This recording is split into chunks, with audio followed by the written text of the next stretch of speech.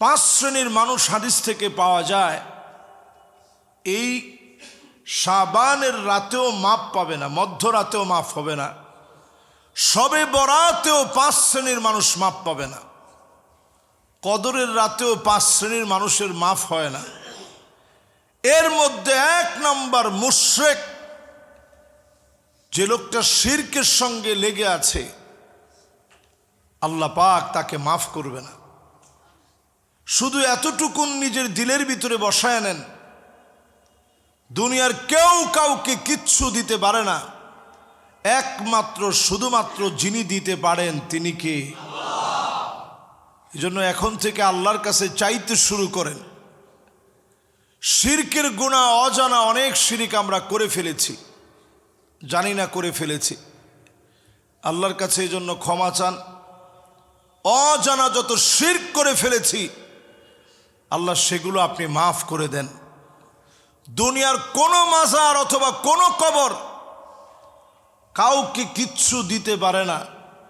জিন্দা অথবা মুর্দা কোনো পীর কাউকে কিচ্ছু দিতে পারে না, দিতে পারেন একমাত্র যিনি, তিনি কে? এটা বললে অনেকে মনে একটু কষ্ট পান, মনে মনে ভাবেন হুজুর আমার পীরের কি ক্ষমতা নাই? কারো কোনো ক্ষমতা নাই। আমার মতো একটা হুজুর দাঁত ব্যথা হয়েছে, আমি কিছু করতে পারছি? আপনি বুঝেন না? কারো কোনো ক্ষমতা নাই। ক্ষমতার একচ্ছত্র যিনি মালিক তিনি হচ্ছেন আল্লাহ সুবহানাহু ওয়া তাআলা। পীর সাহেবের ডাক্তার দেখানো লাগে না? লাগে। আপনি গিয়ে দেখেন স্কোয়ারে সব ডক্টরদের সাথে ওনার অ্যাপয়েন্টমেন্ট নেওয়া আছে অগ্রিম, উনি মাঝে মাঝেই দেখান। সমস্ত লোকদের দেখানো লাগে, মালিকের কাছে ধর্ণা দেওয়া লাগে। ওয়া ইদা মারিতু ফাহুয়া ইয়াশফিন, নবীদের পর্যন্ত আল্লাহর কাছে ধর্ণা দেওয়া লাগে, আল্লাহ আমরা অসুস্থ হয়ে যাই, আপনি সুস্থ করেন। তো সুস্থ করে কে? নবীরা অসুস্থ হয়ে গেলে সুস্থ করেন কে? আমি আপনি অসুস্থ হয়ে গেলে সুস্থ তো আল্লাহ করেন। সে আল্লাহর কাছে চাইতে শুরু করেন, মনের গভীর থেকে মালিকের সঙ্গে সম্পর্ক করেন। ছোট থেকে বড় সব আল্লাহর কাছে শুধুমাত্র চাওয়া শুরু করেন। সাহাবায়ে কেরামের জুতার ফিতা ছিঁড়ে গেলে, উটের দড়ি হারায় গেলে, অন্য কারো কাছে কোনো কিছু না আছে মালিকের কাছে চাইতেন। যদি আজকেও চাইতে পারেন, যিনি অবশ্যই সাড়া দিবেন তিনি কে? এবার নবীজির ছোট্ট একটা দোয়া শোনাই। নবীজি কি দোয়াগুলো পড়তেন, আবু বকর রাদিয়াল্লাহু তাআলা আনহু কেমন দোয়া করতেন। কেউ যদি আবু বকর রাদিয়াল্লাহু তাআলা আনহুর সামনে প্রশংসা করতেন যে আপনি আমাদের এত শ্রেষ্ঠ সম্মানিত খলিফা, এত দাম আপনার, আবু বকর রাদিয়াল্লাহু তাআলা আনহু গোপনে গিয়ে কাঁদতেন আর বলতেন, আল্লাহুম্মা লা তুআখিযনি বিমা ইয়াকুলুন, ও মালিক আপনি আবু বকরকে ধরবেন না, মানুষ আমার ব্যাপারে যা বলেছে এ বিষয়গুলা নিয়ে আমাকে পাকড়াও করবেন না। ওয়াজআলনি খায়রাম মিম্মা ইয়াযুন্নুন, মানুষের ধারণার চাইতে আমারে সেরা বানায় দেন। ওয়াগফিরলি মা লা ইয়ালামুন, আমি আবু বকরের গোপন যত বিষয় আছে, যে গোপন বিষয়গুলা দুনিয়ার কেউ জানে না, আল্লাহ মেহেরবানি করে আমি আবু বকরের গোপন বিষয়গুলা মাফ করে দেন। আল্লাহর কাছে নিজেকে এত ছোট করে তুলে ধরতেন। নবীজি আমার শিখায় গেলেন দোয়া করব, আল্লাহুম্মা ইন্নী আবদুক, আয় আল্লাহ আমি তোমার গোলাম, ওয়াবনু আবিদিক, গোলামের ঘরের গোলাম, ওয়াবনু আমাতিক, আমার মা তোমার বান্দি, নাসিয়াতি বিয়াদিক, আমার চুলের গুচ্ছ আপনার হাতের মুঠোর ভিতরে, মাদিন ফিয়া হুকমুক, আদলুন ফিয়া কদাউক, সিদ্ধান্ত সব আপনারটা চূড়ান্ত হবে। এত কিছু নবীজি আল্লাহর কাছে বলে এরপরে দোয়া করতেন। সমস্ত নবীরা দোয়া করা মাত্র যিনি কবুল করে নিতেন তিনি কে? নবীজি দোয়ার ভিতরে চাইতেন আল্লাহ আমার উম্মত গুলারে ভালো রাখেন। বেশিরভাগ দোয়ার ভিতরে চাইতেন আল্লাহুম্মা উম্মতি, ও আল্লাহ আমার উম্মত। তেমন কোনো কিছু নবীজি আল্লাহর কাছে বলেন নাই যে আল্লাহ ভালো খাবার দেন, ভালো পোশাক দেন। নবীজি কখনো এরকম দোয়া করে নাই। যত দোয়া পাওয়া যায় এরকম দোয়া পাওয়া যায় না যে আল্লাহ একটু ভালো খাবার দিন, ভালো পোশাক দিন। এরকম দোয়া নবীজি করেন নাই। সব সময় দোয়া করতে গিয়ে উম্মতের জন্য দোয়া করছেন। নবীজি আমাদেরকে আশার আলো দেখিয়ে গিয়েছেন এবং নবীজি বলছেন ফাহিয়া না ইলাতুন ইনশাআল্লাহ। সেদিন আমার উম্মত ওই যে দুনিয়ার জীবনে আল্লাহর কাছে কিছুই চাই নাই, শুধু তায়েফের ময়দানে তিনবার নবীজি জ্ঞান হারায় ফেলছে। এরপরেও নবীজি বদদোয়া করেন নাই, বলেন নাই আল্লাহ তুমি কাফেরদেরকে শেষ করে দাও। নবীজি আল্লাহর কাছে হেদায়েত চাইলেন। তিনবার জ্ঞান হারায়ও নবীজি হেদায়েত চাইলেন যে আল্লাহ এই মানুষগুলো একদিন হেদায়েতের উপরে আসবে। নবীজি আমার হেদায়েত কামনা করলেন। সিজদায় পড়ে পড়ে শুধু হেদায়েত চাইলেন। তিনবার মাথা উঠাতে গিয়ে কাফেররা আঘাত করেছে। নবীজি জ্ঞান হারায় ফেলছেন। এই দিনের দাওয়াত দিতে গিয়ে আবদুন ওয়া হুররুন, একজন স্বাধীন আর একজন পরাধীন ব্যক্তিকে নিয়ে দিনের দাওয়াত শুরু করলেন। স্বাধীন ছিলেন হযরতে আবু বকর, পরাধীন ছিলেন হযরতে বেলাল। এই দুইজনকে নিয়ে দিনের দাওয়াত শুরু করে দিলেন। যিনি কবুল করে দিনকে বিজয়ী বানায় দিলেন তিনি কে? এজন্য আরবিতে এটা খুব চমৎকার, আবদুন ওয়া হুররুন। একজন স্বাধীন আর একজন পরাধীনকে নিয়ে নবীজি দিনের দাওয়াত শুরু করছেন। আর রাত জেগে জেগে আল্লাহর কাছে কাঁদছেন। দিনের বেলায় দাওয়াত দিতে পারেন নাই, রাত্রে গোপনে গোপনে দাওয়াত দিচ্ছেন। দারুল আরকাম নামে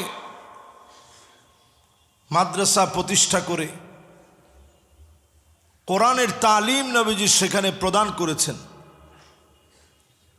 সেই নবীজি আমার সকল ক্ষেত্রে চাইছেন কার কাছে? আল্লাহর কাছে। দুনিয়ার কোনো ব্যক্তির কাছে কোনো কিছু চাওয়া যায় না, একমাত্র চাইতে হয় আল্লাহর কাছে।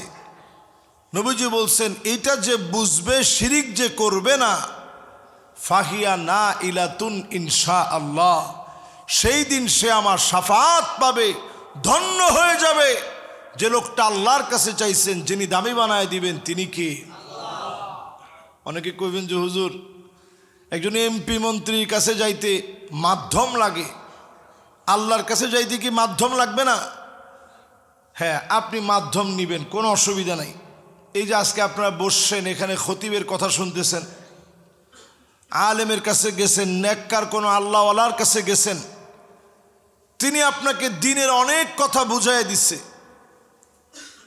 বুঝাই দিয়ে আপনারে বলছে চাইতে হবে কিন্তু আল্লাহর কাছে, উপরওয়ালার কাছে। এই বুঝ নিয়ে যদি আপনি আল্লাহর কাছে চাইতে পারেন কোনো সমস্যা নেই।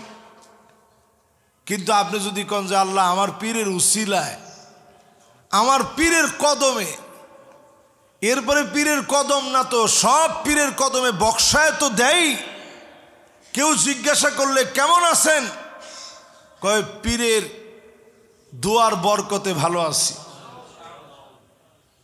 এরপরে এইটা তো একটু ভদ্রতা সুলভ কথা।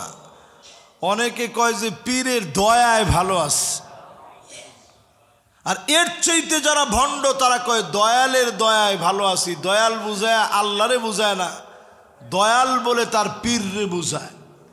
এর চাইতে যারা ভণ্ড তারা বলে যেইটা পীর ওইটাই আল্লাহ, যিনি আল্লাহ তিনি আমার পীর। এরকম ভণ্ড আছে না নাই? এরকম সব ভণ্ডামি সবে বরাতের আগে বাদ দিতে হবে, নাহলে লাভ নেই। এরকম হাজারটা সবে বরাত জীবনে আসবে, লাভ হবে না। 2 নম্বরে প্রিয় ভাইরা আমার, মুসাহিন মানে হিংসা বাদ দেওয়া লাগবে।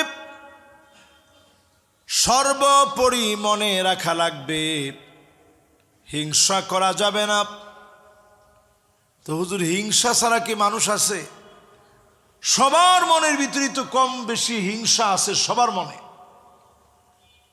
এটা মানবীয় একটা প্রবৃত্তি, এটা আমাদের ভিতরে সৃষ্ট একটা আমাদের স্বভাব, যে আমরা কিছু না কিছু হিংসা করি। আপন ভাইও যদি একটু ভালো চলে তো ভাইয়ের ভিতরে জ্বলা শুরু হয়, যে কিরে সে তো আমার চাইতে ভালো চলতেছে। এরকম হিংসা আমাদের সমাজে আছে না নাই? তো এই হিংসা থেকে বাঁচার উপায় কি? আপনি দোয়া করবেন, আল্লাহ আমার ভাইরা আপনি দিছেন, আরো দেন। লগে আপনারা দেন, এটা আর কইতে হইব না, লগে আপনারা দেন। এটা ফেরেশতারা বলবে আপনার পক্ষ থেকে যে আল্লাহ যেই লোকটার মন এত ভালো, তোমার কাছে চাচ্ছে তার ভাইয়ের জন্য, আল্লাহ তুমি সাথে তারেও দিয়ে দিও। জোরে কোন সুবহানাল্লাহ। এই জন্য যার জন্য বেশি হিংসা হবে, যার সাফল্য আপনাকে হিংসাত্মক বানায় দিবে, তার জন্য গোপনে গোপনে দোয়া করবেন। তাহলে হিংসার গুনাহ থেকে আপনি বাঁচবেন এবং ফলশ্রুতিতে আল্লাহ রাব্বুল ইজ্জাতুল জালাল গুনাহ মাফ করে দিয়ে হিংসা থেকে বাঁচায় দিয়ে এই লাইলাতুন নিসফি মিন শাবান, শাবানের মধ্যরাতে যিনি আমাদেরকে কবুল করে নেবেন তিনি কে? 3 নম্বরে প্রিয় ভাইয়েরা আমার, আকুন লিওয়ালিদাই, পিতা মাতার সাথে খারাপ ব্যবহার যারা করবে, লাইলাতুল বরাতে, শবে বরাতে, লাইলাতুল বারাআত, লাইলাতুন নিসফি মিন শাবান, শাবানের এই মধ্য রজনীতে ওই লোকদের গুনাহ যিনি মাফ করবে না তিনি কে? লাইলাতুন নিসফি মিন শাবানেও মাফ হবে না যদি আপনাকে আল্লাহ রাব্বুল আলামিন পিতা মাতার সুন্দর আচরণ, এই আচরণ যদি না করার কারণে ধরে ফেলেন, অভদ্র আচরণের কারণে যদি ধরে ফেলেন, মালিক মাফ করবে না। মা বাপ যার হায়াতে আছে, শাবানের এই বরকতপূর্ণ মাসে পিতা মাতার কাছে ক্ষমা চেয়ে নেন। যার মা বাপ কবরে চলে গেছে, মা বাবার জন্য অন্তত দোয়া করেন, মালিক বুঝ যখন ছিল তেমন বুঝি নাই, মা বাপ ছিল কিন্তু বুঝ ছিল না, এখন বুঝি মা বাপ জানা নাই। মা বাবার জন্য মালিকের কাছে দোয়া করবেন, চোখের পানি ছেড়ে দিয়ে কাঁদবেন। আপনাকে অবশ্যই যিনি মাফ করে দিবেন তিনি কে? এই জন্য এই সময়টাকে কাজে লাগান। শাবানের মধ্যরাতে আপনি ক্ষমা পাবেন না যদি মা বাপ মাফ না করে। এত একটা গুরুত্বপূর্ণ জায়গা। ওয়াসাহিবুহুমা ফিদ দুনিয়া মারুফা, দুনিয়ার জীবনে চলতে গিয়ে মা বাপ যদি মুশরিক মুশরিকা হয়, মা বাপ যদি বেঈমান হয়, দুশ্চরিত্রা লম্পট হয়, মদখোর হয়, এরপরও খারাপ ব্যবহার করা যাবে না। সুন্দর করে পায়ে ধরে নমনীয় হয়ে বোঝানো লাগবে, আব্বা এই কাজটা ঠিক না, আল্লাহ এই কাজটাকে হারাম বানায় দিয়েছেন, এই কাজটা শরীয়তে নিষিদ্ধ। ঘাড় নামায়া সুর নরম করে দিয়ে কথা বলেন। ওয়াখফিদ লাহুমা জানাহা যুল্লি মিনার রাহমা, বিনয়ের সুরে নরম সুরে ঘাড় নয়া কথা বলেন। মা বাবার দোয়ার কারণে যিনি দামি বানায়া দিবেন তিনি কে? এই দুনিয়াতে কেউ বড় হতে পারে নাই পিতা মাতার দোয়া ছাড়া। এই দুনিয়ার সব জায়গায় আপনি মিলায় দেখবেন মা বাবার দোয়ার কারণেই মানুষ বড় হয়। আজকের এই মসজিদের এই জায়গা থেকে শুরু করে সামনে যারা বসা আছেন মিলায় দেখেন মা বাবার দোয়াটা এমন যেটা আপনাকে বড় বানাবেই। যদি আপনি অনেক বড় ডিগ্রিও নিয়ে থাকেন, মা বাপ যদি আপনার উপরে বেজার হয়, কোনো না কোনো একটা জায়গায় গিয়ে আপনি ধরা খেয়ে যাবেন, ধরা খাবেনই খাবেন। এজন্য পিতামাতা যাদের হায়াতে আছে ফোন দিয়ে হলেও দেশের বাড়িতে বলবেন, মা শাবান মাস চলে আসছে, এই তো রমজান আসছে বলে এই শাবানের এই বরকতপূর্ণ সময়ে আপনি আমারে ক্ষমা করে দিন। এরকম যদি ক্ষমা চেয়ে নেন, হতে পারে আপনাকে যিনি মাফ করে দিবেন তিনি কে? এরপরে এই শাবান মাসে আল্লাহ পাক মাফ করবে না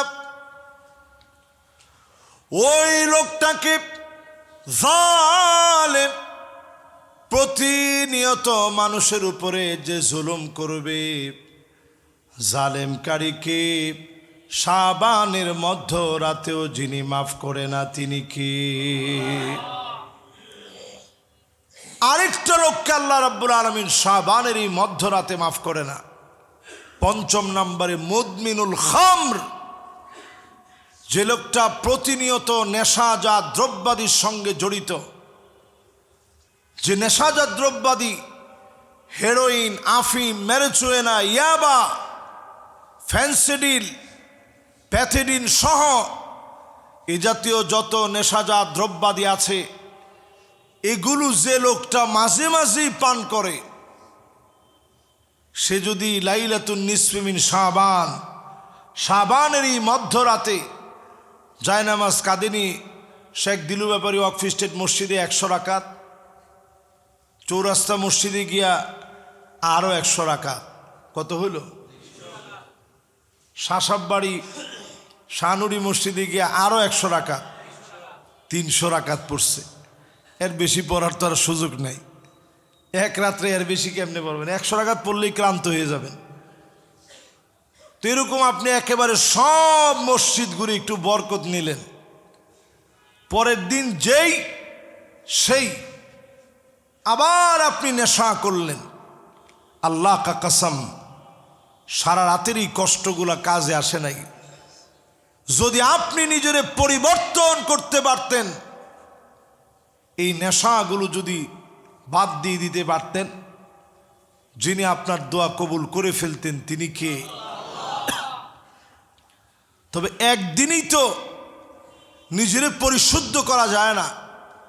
এই জন্য আজকের জুমাতে আমরা কথা বলছি, শাবানের মধ্যরাত আসার আগে নিজের পরিবর্তন করেন। আল্লাহকে দেখান যে আল্লাহ আমি চেঞ্জ হয়ে গেছি, সব বাদ দিয়ে দিয়েছি। আল্লাহ আমার যত বাজে অভ্যাস ছিল সব ছেড়ে দিয়েছে আপনার দিকে তাকায়া। নিজের যদি এইভাবে সঁপে দিতে পারেন, শাবানের মধ্যরাত আসার আগেই আল্লাহ আপনারে আদর করে মহব্বত করে ডেকে নেবে। মহব্বতের গোলামদের তালিকায় আপনার নাম উঠে যাবে। আমরা মনে করি শুধু শাবানের মধ্যরাতে আল্লাহ প্রথম আকাশ, আল্লাহ রাব্বুল ইজ্জাতুল জালাল আপনার নিকটবর্তী আকাশ একেবারে কাছে এসে আপনি ডাকতে থাকেন, গোলাম কি লাগবে আমার কাছে বল। এটা শুধুমাত্র এক রজনীতে নয়, বরং আজকের রজনীতেও মালিক আপনার ডাকবে, গোলাম কি লাগবে। গুনাহ থাকলে আমার কাছে মাফ চাও।